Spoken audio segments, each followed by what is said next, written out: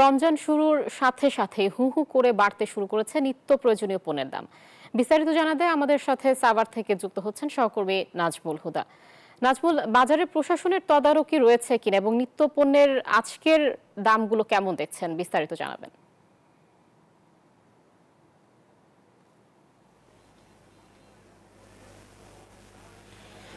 আয়েশা, আপনাকে ধন্যবাদ। আপনি যেমনটি বলছেন এবং প্রশাসনের যে তদারকি সেটা আসলে দেখা যাচ্ছে না এবং সাধারণ যারা ভোক্তা তারা আসলে নিম্ন আয়ের মানুষ সারা বিপদে পড়েছে।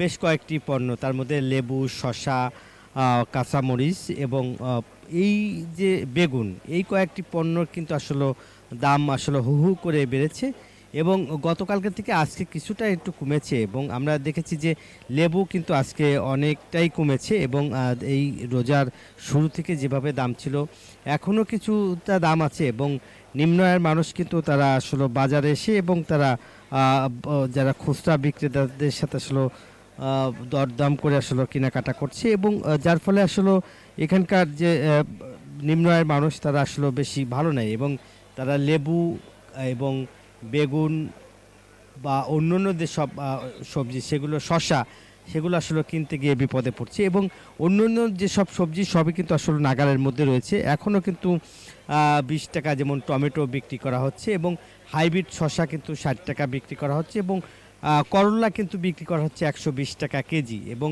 আমরা দেখেছি যে এখন কিন্তু বেগুন কিন্তু কোনোটা 60 টাকা এবং আকার ভেদে কিন্তু 80 টাকা কিন্তু বিক্রি করা হচ্ছে এবং লেবু কিন্তু আমরা দেখেছি যে এখনও যেসব রস নাই সেই সব লেবুই কিন্তু এখানে বিক্রি করা হচ্ছে 50 টাকা, 60 টাকা, 70 টাকা হালি এবং বাজার যে নিয়ন্ত্রণে, যে প্রশাসনের পক্ষ থেকে যে বাজার নিয়ন্ত্রণ করা, সেটা কিন্তু আসলে দেখা যাচ্ছে না। ফলে আসলে মূলত বিপদে পড়েছে নিম্ন আয়ের মানুষ এবং এক কথাই আসলে বলছে যে নিম্ন আয়ের মানুষ বলছে বাজার যদি মনিটরিং করা হতো তারা হয়তো তাদের নাগালের মধ্যে সব ধরনের পণ্যই থাকতো এবং যার ফলে আসলে তারা বলছে যে বাজার করতে এসে আমরা দেখেছি ফল ফুল অন্যান্য ফলের দামও কিন্তু, বিদেশি ফলের দাম বেড়েছে এবং মুরগির বাজারে কিন্তু আমরা দেখেছি আজকে 190 টাকা পার কেজি ব্রয়লার বিক্রি করা হচ্ছে এবং ভালো যে সোনালি সেটা আসলে নেই এবং অন্যান্য যেসব সোনালি আছে সেগুলো কিন্তু 320-300 টাকা বিক্রি করা হচ্ছে। এই ছিল আমার কাছে সাভারের নিত্য